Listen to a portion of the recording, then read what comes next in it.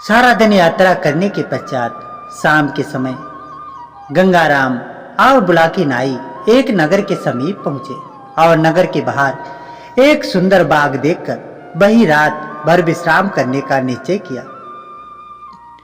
दोनों अपने अपने घोड़ों से उतरे, घोड़ों को पेड़ से बांध दिया, उनकी जीनें उतार ली और सारा सामान एक घने वृक्ष के नीचे रखकर उसकी छाया में विश्राम करने लगे। कुछ देर के बाद गंगाराम ने अपनी जेब से कुछ रुपए निकाले और उन्हें बुलाकी को दे करके कहा, बुलाकी, ये पैसे लेकर के बाजार जाओ और भोजन के लिए आवश्यक सामग्री खरीद लाओ, और हाँ, ध्यान रहे घी जरूर लाना, घी के बिना मुझे भोजन अच्छा नहीं लगता। पैसे लेकर के बुलाकी बाजार के लिए चल पड़ा। उसने पंसारी को दुकान से आटा, चावल, मसाले, घी यदि खरीदा और वापस लौट पड़ा। बाजार से गुजरते हुए अचानक उसने एक विचित्र दृश्य देखा। उसने देखा कि एक पौड़ स्त्री एक पालकी में बैठी हुई है और 3 कहार और एक राजपुरुष उसकी पालकी को अपने कंधे पर उठाए चल रहे हैं। एक राजपुरुष किसी स्त्री को पालकी पर ढोए, ये देखकर बुलाकी की उत्सुकता अपने चरम पर जा पहुंची। वह जल्दी जल्दी कदम बढ़ाता हुआ बाग में जा पहुंचा और गंगाराम के सामने सारा सामान रखता हुआ बोला, पटेल जी, अभी कुछ देर पहले मैंने बाजार में एक अनोखा दृश्य देखा। उसे देखकर मेरी उत्सुकता बढ़ गई है। मैं चाहता हूं कि आप उसका रहस्य भेद कर मेरी उत्सुकता शांत करें। ये कहकर बुलाकी ने रास्ते में जो कुछ देखा था वह सब गंगाराम को बता दिया। बुलाकी के मुख से ये सब सुनकर गंगाराम पटेल ने कहा, बुलाकी, इतना अधीर मत हो, मैं तुम्हें इस रहस्य को अवश्य समझाऊंगा, पर अभी नहीं। पहले भोजन बनाकर अपनी भूख मिटाएंगे, फिर रात को सोने से पहले मैं तुम्हें पालकी में बैठी उस स्त्री, उसकी पालकी को ढोते हुए राजपुरुष के विषय में बताऊंगा। अनमाने भाव से बुलाकी ने अपना सिर सहमत होते हुए हिला दिया, अपनी सहमति व्यक्त कर दी। फिर वह भोजन की तैयारी में जुट गया। भोजनोपरांत जब गंगाराम अपने बिस्तर पर लेट गए तो बुलाकी ने उनके लिए हुक्का तैयार किया।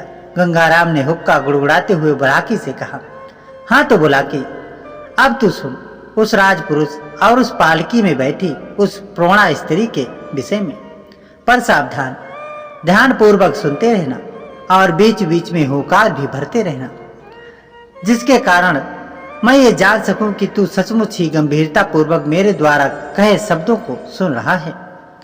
तूने हुकारा देना बंद किया तो मैं कहानी बीच में ही अधूरी छोड़कर अपनी चादर तान कर सो जाऊंगा। मैं बिल्कुल जागता रहूंगा पटेल जी, बुलाकी बोला। अब आप कहना तो आरंभ कीजिए। ये कहकर बुलाकी नाई ने गंगाराम पटेल के पांव दबाते हुए शुरू कर दिए। गंगाराम पटेल कहना शुरू किया, वो है बुलाकी, आज बाजार में तूने जिस स्त्री को पालकी में बैठे देखा था वह इस नगर की महारानी थी। उसका नाम है किशोरी देवी। जो राजपुरुष उसकी पालकी को कहारों के साथ अपने कंधे पर ढोकर ले जा रहा था वह इस नगर के राजा चंद्रदत्त था। अब तुम ये पूछोगे कि राजा को अपनी रानी को अपने कंधों पर ढोकर ले जाने की क्या आवश्यकता पड़ गई, तो इसके पीछे एक लंबी कहानी है। क्या तुम उस कहानी को सुनना पसंद करोगे? अवश्य, बुलाकी जल्दी से बोला। हाँ, मुझे प्रारंभ से ही इस पूरी कहानी को सुनाइए। ठीक है, तो फिर आरंभ से ही सुनो, गंगाराम पटेल बोले और कहानी सुनाने लगे। हे बुलाकी, इस नगर के राजा की 3 रानियां हैं। उनमें से बड़ी रानी का नाम किशोरी देवी, मझली रानी का नाम ज्ञानवती और सबसे छोटी रानी का नाम सोमवती है। राजा चंद्रदत्त के पास ईश्वर का दिया हुआ सब कुछ मौजूद था। उन्हें किसी बात की कमी नहीं थी, किंतु कोई संतान न होने का दुख उन्हें रह रहकर सताता रहता था। संतान की इच्छा से ही राजा ने 3 विवाह किए थे, परंतु उसकी कोई संतान नहीं हुई। राजा चंद्रदत्त इसी चिंता में घुलते जा रहे थे कि उनके राज्य का क्या होगा। उन्हें यह भी भय था कि यदि वे संतानहीन होकर के मर गए तो फिर उन्हें नरक में ही स्थान मिलेगा। इस लोक के अलावा परलोक का भी भय उन्हें सताता जा रहा था। राजा को सबसे ज्यादा प्रिय थी अपनी बड़ी रानी किशोरी देवी। राजा हर बात में उससे ही विचार विमर्श किया करते थे। इसी कारण राजा की दोनों छोटी रानी किशोरी देवी से ढा करती थी।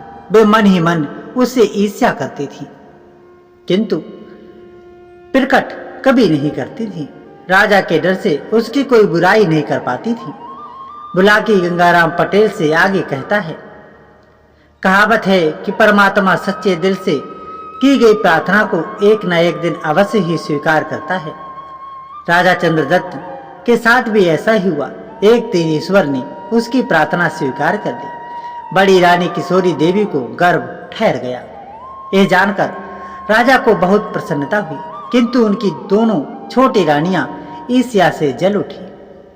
उन्हें यह भय सताने लगा कि अब राजा की नजरों में किशोरी देवी का सम्मान और भी बढ़ जाएगा, जबकि उन्हें कोई पूछेगा भी नहीं। ईर्ष्या की इसी भावना से प्रभावित होकर दोनों छोटी रानियां किशोरी देवी के प्रति एक षड्यंत्र बुनने लगीं। मझली रानी ज्ञानवती ने छोटी रानी सोमवती से कहा, सोमवती, यदि रानी किशोरी देवी को संतान पैदा हो गई तो अपना तो बेड़ा गर्क हो जाएगा। राजा पहले से ही उस पर विशेष ध्यान देते हैं, उसकी हर इच्छा को तत्काल पूरी करवा देते हैं। संतान हो जाने पर तो वे उस पर जान छिड़कने लगेंगे। हमारे कक्ष में तो वे अब कभी कभार ही आते हैं। संतान प्राप्ति के बाद तो वे हमारे पास बिल्कुल ही आना छोड़ देंगे। हमारी हालत तो महल की किसी दासी से भी गई गुजरी हो जाएगी। ठीक कहती हो बहन ज्ञानवती, छोटी रानी ने कहा और हां भरते हुए कहा, मैं तो अपने भविष्य को लेकर बहुत ही चिंतित हूं। सोचती हूं राजा की उपेक्षा का शिकार बनने से पहले ही राजमहल छोड़कर अपने मायके चली जाऊं तो बेहतर है। तुम्हारे मायके चले जाने से क्या इस समस्या का हल निकल आएगा? सोमवती, मेरी मानो तो यहीं डटी रहो और मेरे साथ मिलकर इस स्थिति का दृढ़ता पूर्वक सामना करो। सुनो, इस समस्या का एक निदान मेरे मन में है। तुम साथ दो तो हम दोनों राजा की नजरों में फिर से सम्मान प्राप्त कर सकते हैं। वह कैसे? बड़ी रानी किशोरी का राज से निष्कासन करवा दिया जाए। मझली रानी ने सरगोशी करते हुए बताया, यदि किसी तरह किशोरी का नाम ये कंटक दूर हो जाए तो राजा फिर से हमें प्यार और सम्मान देना शुरू कर देंगे।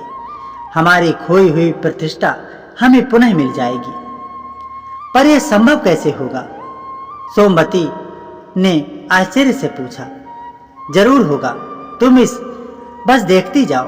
ये कहकर ज्ञानवती धीरे धीरे उसे अपनी योजना समझाने लगी। योजना के तहत एक दिन दोनों रानियों ने राजपुरोहित को अपने कक्ष में बुलवाया। उन्होंने उसका भरपूर स्वागत सत्कार किया, उसे स्वादिष्ट व्यंजन खिलाए। भोजन करके जब पुरोहित तृप्त हो गया तब मझली रानी ने अपना मतव्य उसे बताया। उनका मतव्य जानकर राजपुरोहित भय से सिहर उठा। उसने कहा, मैं इस जघन्य कार्य में आप लोगों का साथ नहीं दूंगा। इतनी मुद्दत के बाद तो हमारे महाराज की इच्छा पूरी होने जा रही है। मैंने अगर आपसे व्यवधान डाला तो मुझे नरक में भी जगह नहीं मिलेगी। बाद में जब राज्य के लोगों को इस बात का ज्ञान होगा तो हर जगह मेरी बेइज्जती होगी। लोग मुझ पर थूकेंगे, वे मुझे देशद्रोही करार देंगे। मैं राजा के नजरों से भी गिर जाऊंगा। हो सकता है राजा क्रोध में भरकर मेरा वध करने का आदेश दे डाले। नहीं नहीं, मुझे तो आप लोग क्षमा ही कर दीजिए, मैं इस कार्य को नहीं कर सकता। बात बिगड़ती देखकर मझली रानी ने पासा फेंका। राजपुरोहित जी, घबराइए नहीं। आज की दुनिया में सबसे बड़ी चीज है धन। इस काम के बदले हम आपको इतना धन देंगी कि आपको फिर राजा की नौकरी की आवश्यकता नहीं पड़ेगी। फिर आप तो स्वयं ही समझदार हैं। धन लेकर किसी दूसरे राज्य में चले जाना। आप और आपके शेष परिवार का जीवन बड़े खुशहाल ढंग से व्यतीत होगा। राजपुरोहित लालच में फंस गया। रानियों ने उसे 1 लाख सोने की मोहरें देकर के वह उनके षड्यंत्र में शामिल हो गया। अगले दिन जब राजा चंद्रदत्त अपने दरबार में बैठा हुआ था तो राजपुरोहित उसके पास गया। उसके चेहरे पर चिंता के भाव थे। उसे चिंतित देखकर राजा ने उससे पूछा, राजपुरोहित जी, क्या बात है? आज आप बहुत गंभीर और चिंतित नजर आ रहे हैं। क्या बताऊं महाराज, राजपुरोहित ने उदास स्वर में कहा, बात चिंता की है। कुछ हमें भी बताइए, हो सकता है हम आपकी चिंता का निरावरण कर सके। राजा ने राजपुरोहित से कहा। महाराज, राजपुरोहित बोला, मेरी चिंता के विषय आपके परिवार को लेकर ही है। मैं सारी रात ये सोचकर परेशान होता रहा हूँ कि इस बात को आपसे कैसे कहूँ भी या नहीं। यदि ऐसी बात है तब तो आप हमसे उस बात को अवश्य ही कहें। तब पुरोहित बोला, तो राजन सुनिए, ये तो आपको मालूम ही है कि मुझे ज्योतिषी का अच्छा ज्ञान है। अपने उसी ज्ञान से मैंने पता लगाया है कि आपकी आगामी काल बहुत संकटग्रस्त होगा। आप निकट भविष्य में एक बहुत बड़ी विपत्ति में फंसने वाले हैं। वह किस कारण से? राजा ने आशंकित स्वर में पूछा। क्या हमारा कोई दुश्मन राजा हम पर हमला करने की तैयारी कर रहा है? नहीं महाराज, ऐसा कुछ नहीं है। ईश्वर की कृपा से आप इतने सक्षम हैं कि किसी भी दुश्मन के हमले से बच सकते हैं और उसको विफल कर सकते हैं। मेरी चिंता का कारण तो आपकी होने वाली संतान है। मेरी संतान? हमको समझे नहीं राजपुरोहित जी, राजा ने व्यग्र स्वर में पूछा। आप हमें सारी बातें खुलकर और विस्तार पूर्वक बताएं। राजन, आपकी बड़ी रानी के गर्भ में जो शिशु पल रहा है वह आपके लिए बहुत अनिष्टकारी है। मेरा ज्योतिषी ज्ञान कहता है कि उसके जन्म के बाद जैसे ही आप उस शिशु का मुख देखेंगे, आपके नेत्रों की ज्योति चली जाएगी। आप हमेशा के लिए अंधे हो जाएंगे। महाराज, मेरी यही चिंता का विषय है। ओह! राजा ने यह बात सुनकर एक लंबी सांस भरी। फिर उसने चिंतातुर स्वर में राजपुरोहित से कहा, राजपुरोहित जी, हम अंधे भर का जीवन व्यतीत करना नहीं चाहते, लेकिन हम ये भी नहीं चाहते कि हम अपनी औलाद के सुख से वंचित रहें। क्या कोई उपाय नहीं है जिससे कि हम अंधे भी ना हों और अपने पुत्र का सुख भी प्राप्त कर सकें? उपाय तो है महाराज, किंतु आप उस उपाय को कर पाएंगे इसमें मुझे संदेह है। राजपुरोहित ने कहा, आप उस उपाय को बताइए, हम उस पर अमल करने की कोशिश करेंगे। महाराज, राजपुरोहित बोला, उपाय यह है कि संतान पैदा होने से पहले ही आप अपनी रानी को त्याग कर दें। वह राज्य के बाहर जाकर अपनी संतान को जन्म दे। इस प्रकार ना तो आप अपने पुत्र का मुख देख सकेंगे, दूसरे आप पर निर्वंशी होने का कलंक भी मिट जाएगा। राजा राजपुरोहित के ऊपर बहुत विश्वास करता था, अतः उसने राजपुरोहित की बात सच मान ली। एक दिन उसने रानी से किसी तीर्थ स्थल पर जाने का बहाना बनाया और उसे साथ लेकर के चल पड़ा। रास्ते में एक भयानक जंगल आया। वहां उसने अपनी गर्भवती रानी को सोते हुए छोड़ दिया। साथ ही उसके पास एक पत्र भी छोड़ दिया जिसमें लिखा था, अब तुम स्वतंत्र हो और जहां तुम्हारा जी चाहे जा सकती हो। रानी जब जागी और अपने पास अपने पति को ना पाया तो वह भयभीत होकर रुदन करने लगी और उसका नाम लेकर के पुकारने लगी। लेकिन राजा कहां से आता? वह तो अपनी मर्जी से उसे घनघोर जंगल में छोड़ करके चला गया था। काफी देर तक विलाप करने के बाद जब रानी सामान्य हुई तो उसे परिस्थिति का बोध हुआ। पत्र पढ़कर वह समझ गई कि किसी कारण ने राजा ने जानबूझकर उसका त्याग कर दिया है। अब उसे अपने साथ साथ उस अबोध शिशु की भी चिंता हुई जो उसकी कोख में पल रहा था। तब वह अपने मन में धैर्य धारण करके उस वन में विचरण करती हुई एक पगडंडी पर चल पड़ी। 2 दिन तक लगातार चलने के बाद रानी एक साधु के आश्रम में पहुंची। प्रसव थर से दबी एक महिला को घनघोर जंगल में बने अपने आश्रम में देखकर साधु की आश्चर्य से आंखें फैल गईं। उसने किशोरी के वहां पहुंचने का कारण पूछा तो उसने रो रो कर सारी बात साधु को बता दी। उसकी दास्तान सुनकर के साधु को उस पर दया आ गई। उसने किशोरी से कहा, बेटी, अब तुम्हें कहीं और भटकने की आवश्यकता नहीं है। तुम आराम से यहाँ रहकर अपनी संतान को जन्म दो। मैं तुम्हारी हर संभव सहायता करूंगा।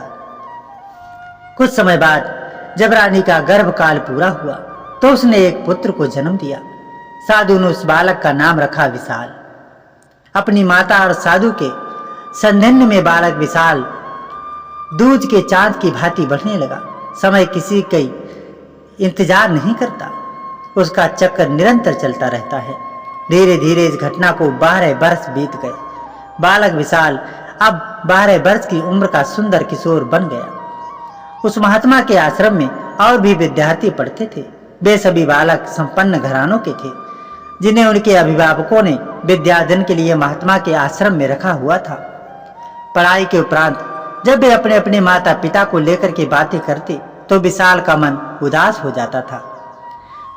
जब बालक उसे अपने माता पिता का नाम उससे पूछते तो वह उन्हें यही उत्तर देता, मेरे पिता तो साधु महाराज ही हैं, क्योंकि उन्होंने मेरी परवरिश की है। विशाल कहने को तो कह देता, किंतु उसे अपने ही उत्तर का संतोष न होता। उसे जानने की सदैव उत्सुकता बनी रहती कि आखिर उसके वास्तविक पिता कौन है।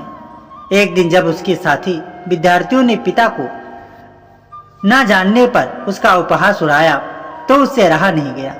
गुरुकुल के वापस आकर उसने पहले अपनी माँ से यही प्रश्न पूछा, माँ उसे सच सच बताओ कि मेरे पिता कौन हैं। बताया तो था बेटा।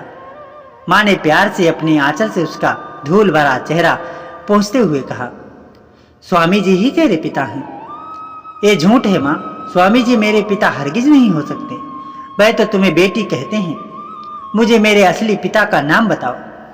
बता दूंगी बेटा, जरूर बता दूंगी, किशोरी ने कहा। पहले तू भोजन कर ले, गुरुकुल से लौटा है, तुझे भूख लगी होगी। भोजन की बात सुनकर विशाल शांत हो गया। भोजन के उपरांत वह अपने प्रश्न का उत्तर मांगना छोड़कर अपने साथियों के साथ खेलने के लिए चल पड़ा। इसी प्रकार जब जब वह अपनी माता से अपने पिता का नाम पूछता, उसको माता उसी किसी अन्य विषय में डालकर उसका ध्यान बांट देती थी। किशोर विशाल जान ही नहीं पाया कि उसके पिता का नाम क्या है, वह कहाँ के रहने वाले हैं, क्या करते हैं, उसकी माता उससे अलग क्यों रहती हैं। यदि दिन गुजरते गए। फिर एक दिन ऐसा भी आया कि साधु महाराज का भी अंतिम समय आ पहुंचा। तब उन्होंने किशोरी और विशाल को अपने पास बुला करके कहा, बेटी किशोरी, मेरा अंतिम बुलावा आ पहुंचा है। मेरा जीवन चक्र पूरा हुआ। अपना शरीर छोड़ने से पूर्व मैं तुम्हें 2 वस्तुएं देना चाहता हूँ।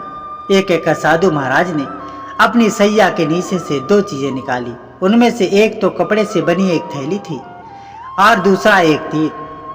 उन्होंने वे दोनों चीजें किशोरी को सौंपते हुए कहा, बेटी किशोरी, ये थैली कोई साधारण थैली नहीं है, ये मंत्र पूर्ति थैली है, जिसे मैंने बड़ी कठिन साधना के बाद अपने गुरु से प्राप्त किया था।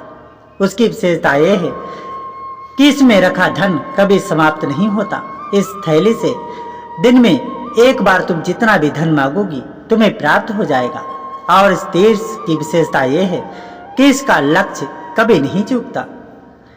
धनुष पर चढ़ाकर तुम जिस पर भी लक्ष्य करोगे और ये तीर छोड़ोगे, ये तीर उसे अवश्य ही भेद डालेगा, भले ही वह लक्ष्य कितना भी भारी, विशाल और मजबूत क्यों ना हो। वे दोनों चीजें किशोरी और विशाल को सौंपकर साधु महात्मा ने अपने प्राण त्याग दिए। साधु महाराज के ब्रह्मलीन हो जाने से माँ बेटे दोनों पर जैसे पहाड़ टूट पड़ा हो। वे दोनों अपने को असहाय महसूस करने लगे। उनको नेत्रों से आंसुओं की झड़ी बहने लगी। फिर जब दोनों कुछ सामान्य हुए तो उन्होंने अपने कर्तव्य का बोध हुआ। उन्होंने उनके उपहारक के लिए एक चिता तैयार की और उनका दाह संस्कार किया। साधु महाराज की मृत्यु के बाद माँ बेटे दोनों का मन वहां से उचट गया। अतः उन्होंने आश्रम को छोड़ और नगर में रहने की इच्छा से वहां से चले आए। उन्होंने राजा चंद्रदत्त के इस नगर के ही समीप एक बस्ती में एक मकान खरीदा और उसी में रहने लगे। इस प्रकार उस मकान में रहते हुए उन्हें 5 वर्ष बीत गए। इतनी कहानी सुना करके गंगाराम पटेल ने कुछ देर के लिए विराम लिया। फिर आगे बोले, हे बुलाकी रामनाई, अब तू राजा चंद्रदत्त का हाल सुन कि इतने दिनों में उसका क्या हुआ। किशोरी की अनुपस्थिति में मजरी रानी ज्ञानवती ने उस पर ऐसी मोहिनी मंत्र डाल दिया कि वह बस उसी का होकर के रह गया। रानी ज्ञानवती उसे अपनी उंगलियों पर नचाने लगी। वह जो कुछ भी कहती वैसा ही करता। राजा तत्काल उसकी इच्छा का परिपालन करता था। राजा का यह हाल हो गया कि उसने दरबार जाना भी बंद कर दिया और राजकार्य का सारा दायित्व एक तरह से मंत्रियों के हाथों में सौंपकर दिन रात रानी ज्ञानवती के कक्ष में ही पड़ा रहता था। ये सब देख करके रानी सोमवती मन ही मन कुढ़ती रहती, क्योंकि राजा ने एक तरह से उसने पूरी तरह उपेक्षित कर दिया था। हे बुलाकी रामनाई, कहावत है कि सहज शक्ति की भी एक सीमा होती है। राजा द्वारा की जा रही अपनी उपेक्षा में रानी सोमवती के सब्र का बांध टूट गया, तो उसने अपने शरीर की आग बुझाने के एक दूसरा तरीका ढूंढ लिया। उसने राज्य के रक्षा मंत्री के साथ अनैतिक संबंध स्थापित कर लिए और महल की बहुत सी अतरंग बातें उनको बता दी। राज्य का रक्षा मंत्री एक महत्वाकांक्षी व्यक्ति था। रानी का सहयोग मिला तो वह स्वयं उस राज्य को हथियाने का प्रणत रचने लगा। रक्षा मंत्री ने पड़ोसी राज्य के राजा के पास अपना गुप्त संदेश भेजा कि आप इस राज्य पर हमला करें। मैं अपनी सेना को आदेश दे दूंगा कि वह सही मौके पर आपकी सेना के सामने हथियार डाल दें। इस तरह यह राज्य शीघ्र ही आपके अधिकार में आ जाएगा।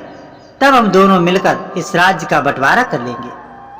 पड़ोसी राजा ने चंद्रदत्त के रक्षा मंत्री का यह प्रस्ताव खुशी खुशी स्वीकार कर लिया। फिर एक दिन उचित अवसर जानकर चंद्रदत्त के राज्य पर हमला बोल दिया। राजा चंद्रदत्त उस समय रानी ज्ञानवती के रमणीवश में थे, जब एक घबराए हुए प्रहरी ने राजा के यश पहुंचकर यह सूचना दी। अन्नदाता, गजब हो गया। पड़ोसी दुश्मन राजा ने अचानक हमारे राज्य पर चढ़ाई कर दी है। नगर में अफरा तफरी फैल गई है। नागरिक अपना अपना सामान लेकर नगर से पलायन कर रहे हैं। पूरे नगर में दहशत फैली हुई है। प्रहरी के मुख से बात सुनकर राजा कुछ क्षण के लिए भौचक्का रह गया, लेकिन फिर तरुकसी उठकर बाहर आया और शत्रु का मुकाबला करने की तैयारी करने लगा। उसने आनन फानन में अपनी सेना तैयार की और दुश्मन के सामने जा डटा। दोनों सेनाएं एक दूसरे के साथ भिड़ गई। भयंकर मार काट शुरू हो गई, लेकिन कुछ ही समय बाद युद्ध का दृश्य बदल गया। पूर्व योजना अनुसार रक्षा मंत्री ने जाकर के राजा के सेनापति से कहा, सेनापति, क्यों व्यर्थ में अपने सैनिकों को मरवा रहे हो? दुश्मन की सेना बहुत बड़ी है, उसके हारने का कोई भी वो नहीं है। अच्छे हथियार हैं, उसके पास अच्छे सैनिक हैं। बेहतर यही है कि सेना को हथियार डालने के आदेश दे दो। नहीं मंत्री जी, मैं एक सैनिक हूँ। मैं और मेरी सेना जीते जी हथियार नहीं डालेगी। हम लोग देशभक्त हैं। शत्रु हमारी लाशों के ऊपर से ही हमारे राज्य में दाखिल हो सकेगा। हमारे जीते जी तो ये कतई नामुमकिन है, सेनापति ने दृढ़ स्वर में कहा। लेकिन मैं इस राज्य का रक्षा मंत्री हूँ। देश की खरी सारी सेना मेरे अधीन है, अतः मैं तुम्हें आदेश देता हूँ कि जैसे मैंने कहा तुम वैसा ही करो। मैं व्यर्थ में राज्य के नौजवानों को मरवाना पसंद नहीं करता। रक्षा मंत्री की आज्ञा सुनकर सेनापति नाखुश हो गया।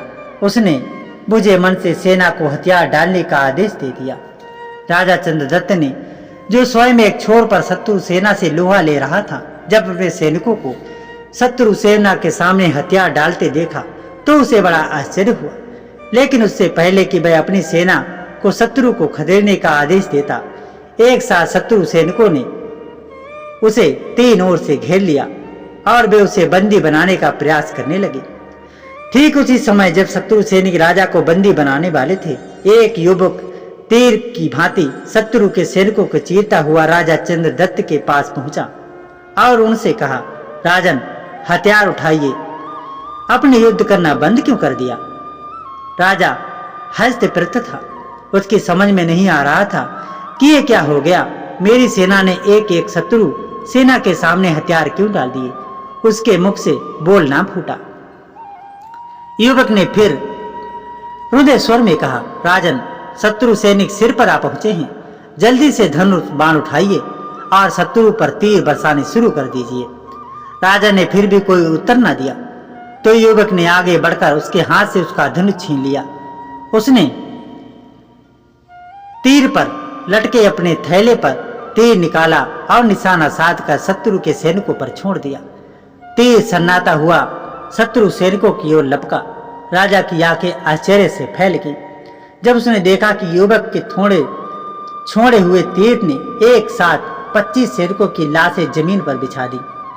उससे भी ज्यादा आश्चर्य उसे इस बात का हुआ कि शत्रु सैनिकों को मारने के बाद वह तीर तत्काल लौटकर युवक के हाथ में आ गया।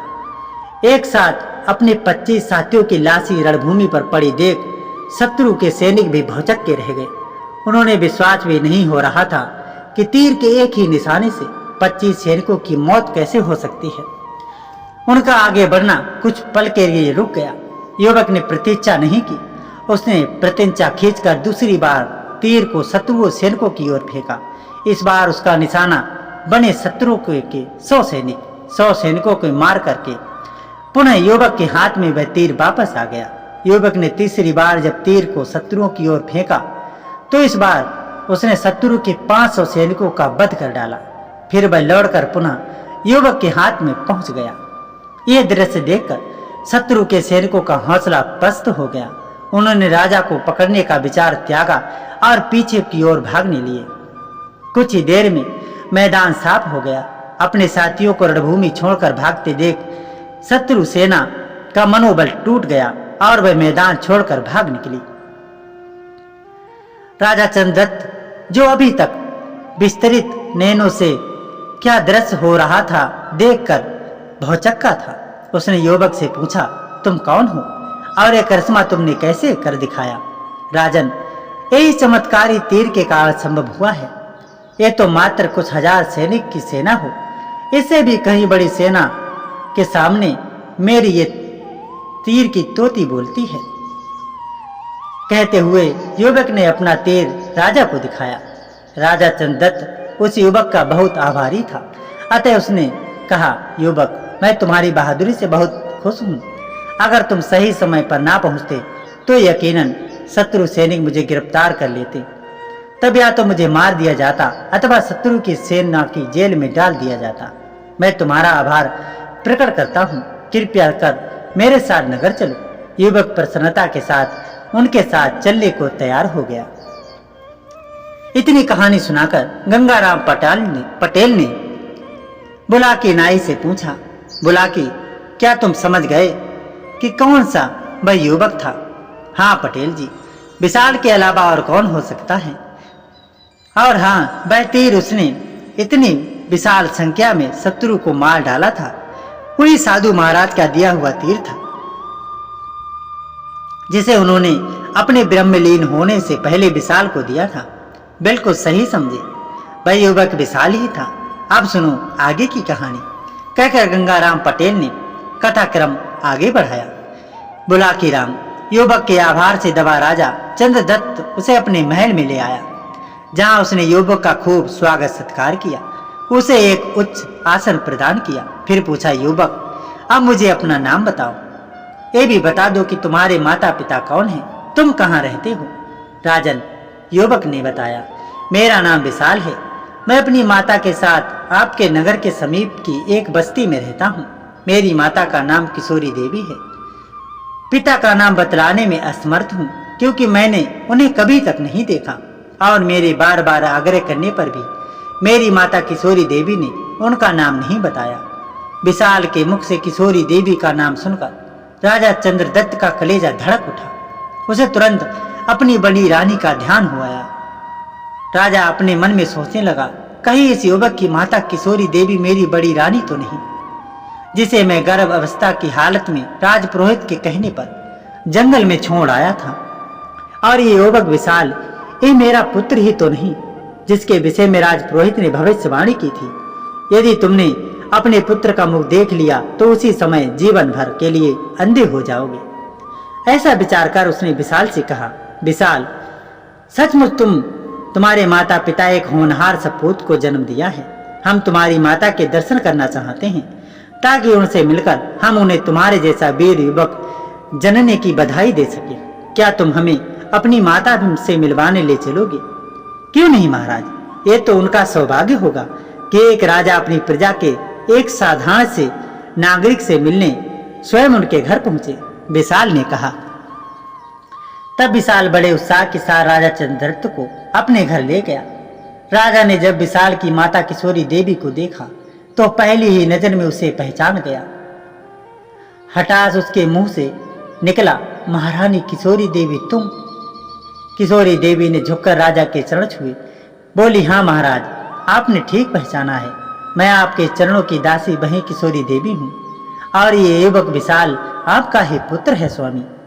रानी किशोरी देवी ने हृदय गले से बताया, ये अभागा ऐसा बेटा है जो अभी तक अपने पिता के बारे में नहीं जानता। राजा ने तब चार अपने पिछले व्यवहार की रानी किशोरी देवी से क्षमा मांगी और कहा, महारानी, जब तक हो सके मुझे क्षमा कर दीजिए और सब कुछ भूल जाइए।